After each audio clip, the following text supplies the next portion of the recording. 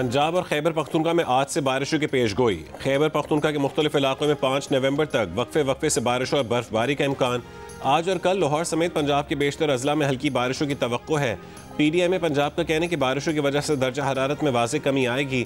पंजाब के मुख्तलिफ अजला में स्मॉग की शिद्दत में कमी। लाहौर का फ़ज़ाई मयार आज भी इंतहाई मुज़र सेहत। पार्टिकुलेट मैटर की तादाद 358 रिकॉर्ड। फैसलाबाद में 246, मुल्तान में 219 और गुजरांवाला में 195 रिकॉर्ड की गई।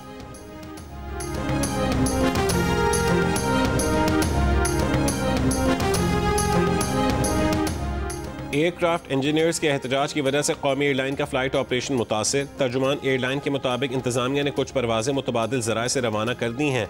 दीगर परवाज़ों को भी रवाना किया जा रहा है। इस्लामाबाद से जद्दा और दमाम की परवाजें 6 घंटे ताख़ीर से रवाना हुई। CEO कौमी एयरलाइन की एयरक्राफ्ट इंजीनियर्स के खिलाफ सख्त कार्रवाई की हिदायत। तर्जुमान कौमी एयरलाइन ने कहा है कि सोसाइटी ऑफ एयरक्राफ्ट इंजीनियर्स की कोई कानूनी हैसियत नहीं है। तहरीक का बुनियादी मकसद कौमी एयरलाइन की निजकारी को सबूताज करना है।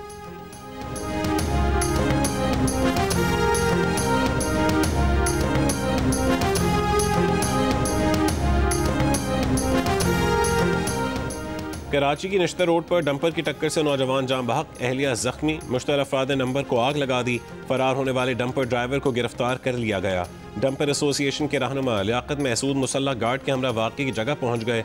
अवाम का एहतजाज। लियाकत महसूद की गार्ड ने जाते हुए सरेआम फायरिंग कर दी और फरार हो गया। लियाकत महसूद ने कहा है कि उन पर कातिलाना हमला किया गया। गवर्नर सिंध का सरेआम असलहे की नुमाइश और फायरिंग का नोटिस। कहा कि IG सिंध वाक़ई का नोटिस लें, मुलजिम के खिलाफ कानूनी कार्रवाई करें।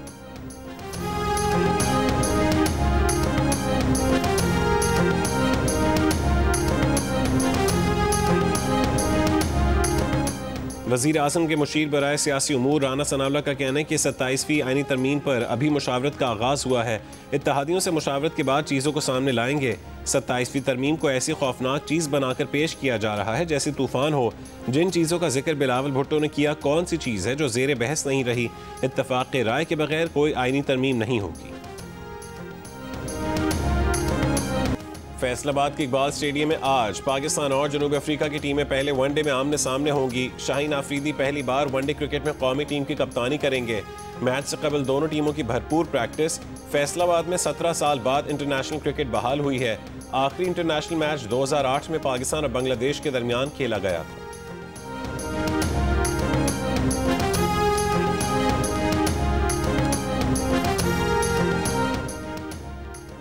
DGISPR लेफ्टिनेंट जनरल अहमद शरीफ चौधरी ने कहा है कि ऐसे शवाहिद मौजूद हैं कि भारत इस बार समंदर के रास्ते से कोई कार्रवाई कर सकता है।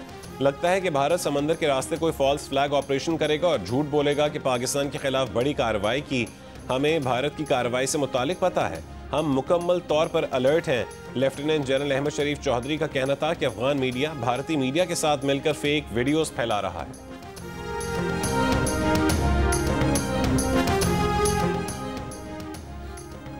DGISPR ने कहा है कि पाकिस्तान ने अमेरिका को अफगानिस्तान पर हमले के लिए अपनी सरजमीन के इस्तेमाल की इजाज़त नहीं दी। अमेरिकी ड्रोन्स के जरिए पाकिस्तान से अफगानिस्तान में हमले का इल्ज़ाम झूठा है। न हमारा अमेरिका के साथ ऐसा कोई मुआहदा है कि अमेरिका पाकिस्तान से ड्रोन के जरिए अफगानिस्तान में कार्रवाई करे। पेशावर में सहाफ़ियों से गुफ्तगू में DGISPR लेफ्टिनेंट जनरल अहमद शरीफ चौधरी ने कहा कि सालिसों की दरख्वास्त पर अफगान तालिबान के साथ मुज़ाकरात जारी हैं, वरना हम दूसरे तरीके से भी हल कर सकते हैं। दोहा और इस्तांबुल में एक निकाती एजेंडे पर बात हुई और वो था अफगानिस्तान से सरहद पार दहशतगर्दी का खात्मा। पाकिस्तान में अफगानिस्तान से होने वाली दहशतगर्दी में अफगान फौज के सिपाही भी मुलव्विस हैं। सरहदी इलाकों में मारे गए दहशतगर्दों में बड़ी तादाद अफगान तालिबान दहशतगर्दों की है। इंटेलिजेंस बेस्ड ऑपरेशंस में 1667 खारजी दहशतगर्द मारे गए, जिनमें 128 अफगान तालिबान दहशतगर्द थे। DGISPR का कहना था कि वादी तीरा में ड्रोन्स, ANF और FC के जरिए पोस्ट तलब की गई। एक सवाल पर DGISPR ने कहा है कि सुहेल आफरीदी खैबर पख्तूनख्वा के चीफ मिनिस्टर हैं, वो बस इतना ही कहेंगे। दो पब्लिक सर्वेंट हैं, किसी पर इल्ज़ाम नहीं लगा सकते। KP में गवर्नर राज की खबरें तखय्युलाती हैं। अगर ऐसा कोई फैसला हुआ तो हुकूमत का दायरा इख्तियार है।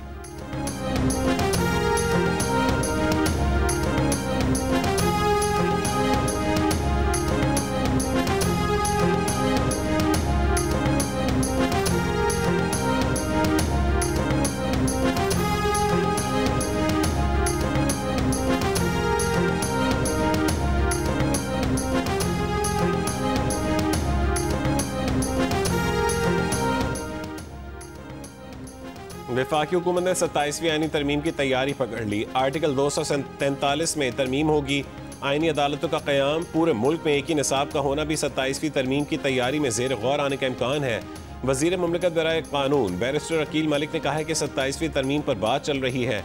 जियो न्यूज़ के प्रोग्राम रिपोर्ट कार्ड में बात करते हुए अकील मलिक ने कहा कि NFC अवार्ड के मौजूदा फार्मूले में तब्दीली की ज़रूरत है। वज़ीर आज़म शहबाज शरीफ की तरफ से 27वीं आईनी तरमीम की हिमायत की दरख्वास्त पर बिलावल भुट्टो ने सेंट्रल एग्जीक्यूटिव कमेटी का इजलास जुमेरात को तलब कर लिया।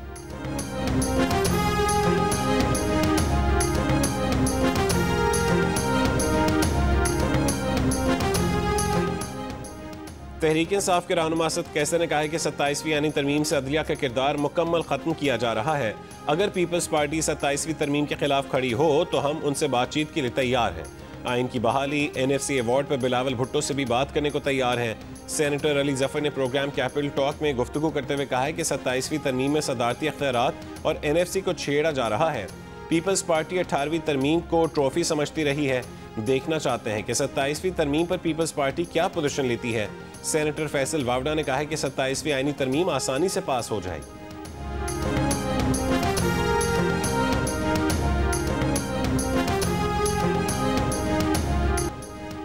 न्यूयॉर्क के मेयर का इलेक्शन आज होगा। पोलिंग से पहले डेमोक्रेटिक उम्मीदवार ज़ोहरान ममदानी की न्यूयॉर्क में रैली, शहरियों से वोट की अपील। ममदानी का मुकाबला न्यूयॉर्क के साबिक गवर्नर एंड्रयू कोमो और रिपब्लिकन हरीफ कर्टिस सिल्वा से होगा। ताहम सर्वे पोल्स के मुताबिक ममदानी की पोजीशन मुस्तहकम है। अमरीकी सदर डोनाल्ड ट्रंप ने एक बार फिर कहा है कि अगर ज़ोहरान ममदानी मेयर का इंतखाब जीत गए तो वो न्यूयॉर्क शहर के लिए वफाकी फंड्स महदूद कर देंगे। अमरीका की रियासतों वर्जीनिया और न्यू जर्सी में गवर्नर का अहम इलेक्शन भी आज हो रहा है। वर्जीनिया की लेफ्टिनेंट गवर्नर का इलेक्शन लड़ने वाली गजाला हाशमी के शौहर अजहर का ताल्लुक कराची से है, जबकि कैलिफोर्निया में कांग्रेस की हल्का बंदियों से मुतालिक प्रोपोजिशन 50 के लिए वोट डाले जाएंगे।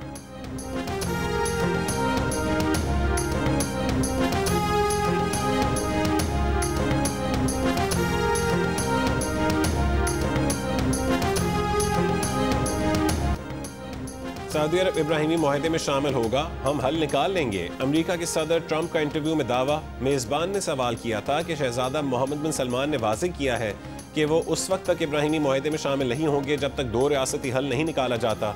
सदर ट्रंप ने कहा है कि उन्हें यकीन नहीं कि आया ये दो रियासती हल होगा, क्योंकि ये इसराइल और ख़ुद उन पर मुनहसर है। सऊदी वली अहद शहजादा मोहम्मद बिन सलमान 18 नवंबर को व्हाइट हाउस का दौरा करेंगे।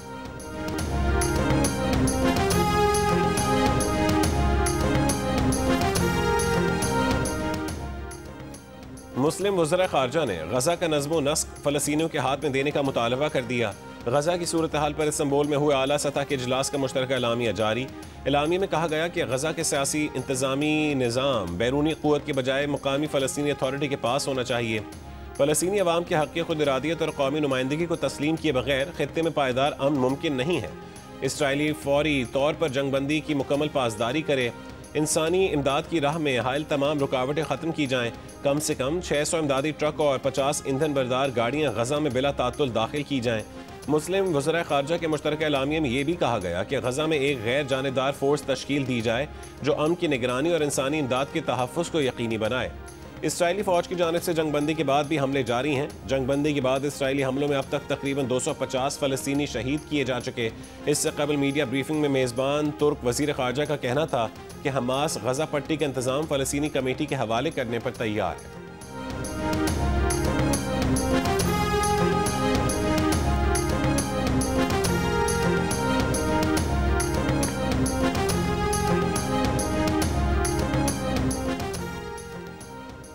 2 नवंबर को सिक्योरिटी फोर्सेज की खैबर पख्तूनख्वा में 2 कार्रवाइयाँ। भारतीय प्रॉक्सी फितनल खवारिज के 3 दहशतगर्द हलाक। ISPR के मुताबिक मारा गया एक खारजी कासिम अफगान बॉर्डर पुलिस का फ़ाल एहलकार था। टांक में मारा गया इकरामुद्दीन उर्फ अबू दजाना भी अफगान दहशतगर्द था। पाकिस्तान अबूरी अफगान हुकूमत से मुतालबा करता रहा है कि मौसर बॉर्डर मैनेजमेंट यकीनी बनाई जाए। जनूबी वजीरिस्तान के आजम वर्सक पुलिस स्टेशन पर हमला। DPO के मुताबिक पुलिस की जवाबी कार्रवाई पर हमलावर फरार हो गए। करक में मद की इलाके में पुलिस और दहशतगर्दों में फायरिंग का तबादला। एक दहशतगर्द हलाक, असलहा बरामद। खैबर पख्तूनख्वा असेंबली की पार्लिमानी सिक्योरिटी कमेटी का इजलास, IG पुलिस और चीफ सेक्रेटरी ने ब्रीफिंग दी। वजीर कानून KP आफ्ताब आलम ने कहा है कि इजलास इन कैमरा हुआ, जिसके बायस बहुत कुछ नहीं कह सकते। सिक्योरिटी कमेटी के इजलास के बाद तवक्को है कि ऑपोजिशन हमारे साथ होगी। पार्लिमानी सिक्योरिटी कमेटी के मजीद इजलास भी होंगे। इजलासों के बाद TORs बनाए जाएंगे।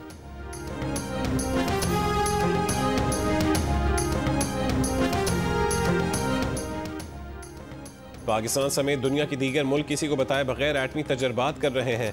अमरीकी सदर डोनाल्ड ट्रंप का इंटरव्यू, कहा पाकिस्तान, शिमाली कोरिया, रूस और चीन एटमी तजर्बात कर रहे हैं। ये तजर्बात ज़मीन में बहुत गहराई में होते हैं, जिससे सिर्फ लर्जिश सी महसूस होती है। ट्रंप ने कहा है कि अमरीका के पास इतने एटमी हथियार हैं कि वो पूरी दुनिया को 150 मरतबा तबाह कर सकता है। अमरीका कभी एटमी हथियार इस्तेमाल नहीं करना चाहता, लेकिन एटमी तजर्बात करके अपने एटमी हथियारों की कारकर्दगी जांचना चाहते हैं। चीन ने ट्रंप के बयान की तरदीद कर दी, कहा कि एक जिम्मेदार एटमी मुल्क की हैसियत से चीन की एटमी हिकमत अमली सिर्फ दिफाई रही है।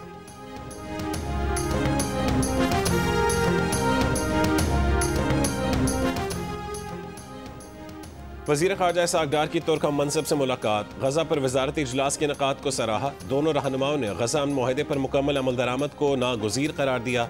इसहाक़ डार ने कहा कि मकबूजा फ़लस्तीनी इलाकों से इसराइली अफ़वाज का फ़ौरी इनखला किया जाए, फ़लस्तीनी अवाम तक इंसानी इमदाद की बिला रुकावट फराहमी यकीनी बनाई जाए। गज़ा की तामीर नौ के लिए ठोस इक़दामात की ज़रूरत है। दोनों वज़रा ख़ारजा का इलाक़ाई और आलमी अहमियत के उमूर पर भी तबादला ख़याल।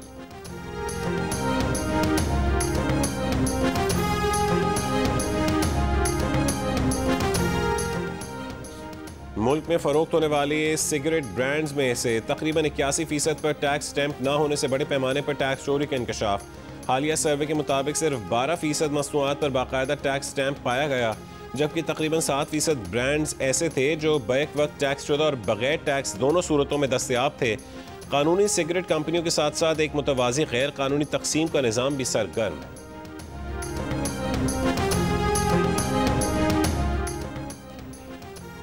FBI ने कहा है कि टैक्स दहंदगान की हैसियत का तयन 2024 में जमा करवाए गोशवारों की बुनियाद पर किया जाएगा। मुकर्ररा वक्त के अंदर तौसी की दरख्वास्त करने वालों को एक्टिव टैक्स दहंदगान की फहरिस्त से नहीं निकाला गया।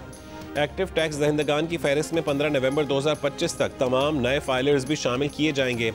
मुकर्ररा तारीख तक गोशवारे जमा न कराने वाले 15 नवंबर तक ऑनलाइन तौसी की दरख्वास्त दे सकते हैं।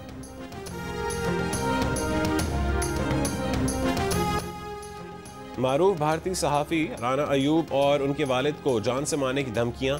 मीडिया रिपोर्ट्स के मुताबिक बैनुल-अक़वामी नंबर से वीडियो और फ़ोन कॉल्स के जरिए धमकियों में मुलज़िम ने मुतालबा किया कि राना अयूब 1984 के सिख फसादात पर कॉलम लिखें वरना अंजाम भुगतें। कमेटी टू प्रोटेक्ट जर्नलिस्ट का भारतीय हुक्काम से राना अयूब और उनके ख़ानदान का तहफ़्फ़ुज़ फ़ौरी यकीनी बनाने का मुतालबा। कहा कि सहाफ़ियों के खिलाफ तशद्दुद और खौफ की फ़ज़ा नाकाबिल कबूल है। भारतीय हुकूमत ज़िम्मेदार अनासर की फ़ौरी शनाख्त और गिरफ्तारी को यकीनी बनाए।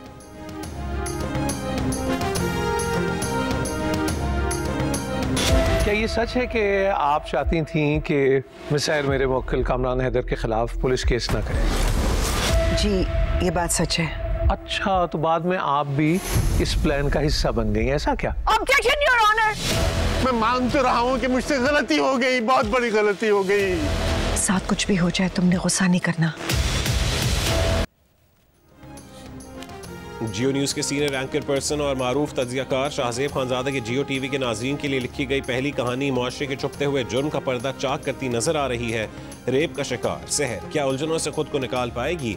देखिए केस नंबर 9 की आने वाली एक साथ बुध और जुमेरात की रात 8 बजे सिर्फ जियो टीवी पर। जियो जंग के इश्तराक से आर्ट्स काउंसिल में वर्ल्ड कल्चर फेस्टिवल का चौथा रोज। फ्रांस के थिएटर ग्रुप और बांग्लादेश की ज्वेलरी और टेक्सटाइल डिजाइन्स ने प्रेजेंटेशन दी। मुख्तलिफ मुकालमे और फिल्म स्क्रीनिंग्स के सेशंस भी हुए। सदर आर्ट्स काउंसिल अहमद शाह ने कहा है कि इवेंट में 100 फिल्में दिखाई जा रही हैं। दुनिया के मारूफ आर्टिस्टों का काम शोकेस कर रहे हैं। आगा खान म्यूजिक अवार्ड 2025 में उस्ताद नसीरुद्दीन सामी के नाम एजाज पेट्रन्स अवार्ड से नवाजा जाएगा। उस्ताद सामी को ख्याल गायकी के कदीम सूफी सिलसिले को जिंदा रखने पर आलमी सतह पर खैराज तहसीन। सामी खानदान की मौसीकी ने पाकिस्तान की क्लासिक की रिवायत को आलमी सतह पर रोशनास कराया। आगा खान म्यूजिक अवार्ड्स की तकरीब लंदन में 20 से 23 नवंबर तक मुनक़िद होगी। पाकिस्तान के सामी खानदान और भारत के वारसी बरादरान को ये अवार्ड 21 नवंबर को दिया जाएगा।